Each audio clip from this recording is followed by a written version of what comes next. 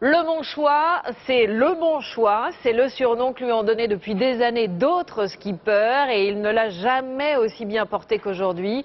À 46 ans, ce Normand au caractère bien trempé remporte en effet la route du Rhum et surtout pulvérise le record de Laurent Bourgnon de plus de 4 jours. Il a rallié Saint-Malo à Pointe-à-Pitre en un petit peu plus d'une semaine. C'est tout simplement incroyable. Christophe Duchiron, Frédéric Bazille sur place.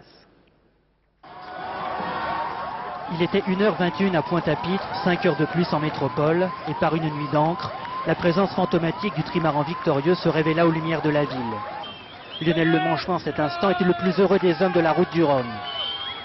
7 jours, 17 heures et 19 minutes pour traverser l'Atlantique, c'est à la fois un record et un triomphe, et lui n'en revenait pas. Allez, allez, allez! Oh là là, j'ai gagné la route du Rhum, bah nom de Dieu. Les hommages! Les hommages! Rupture sans doute un peu brutale, après les exigences de la course de vitesse, soudain il prenait son temps pour savourer l'accueil de Pointe-à-Pitre. Si bien que cet homme pudique, qui remporte sa première route du Rhum à presque 47 ans, s'en donnait à cœur joie. C'est magique, pour l'instant c'est magique. Après l'intensité, bah, je sais pas, on va voir ça au fur et à mesure. Là ça paraît irréel quoi, ça paraît irréel. Je suis tout seul devant, les autres sont loin derrière.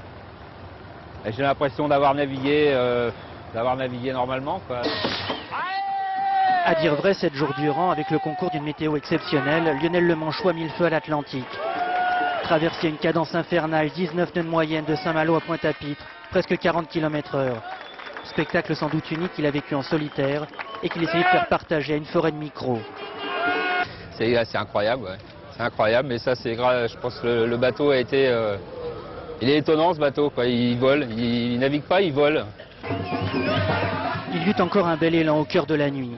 Lionel Lemanchois était passé du tapis volant à la piste de danse. Et pourtant nulle fatigue apparente. Après 7 jours de mer, le vainqueur de la route du Rhum était toujours dans le rythme et l'émotion.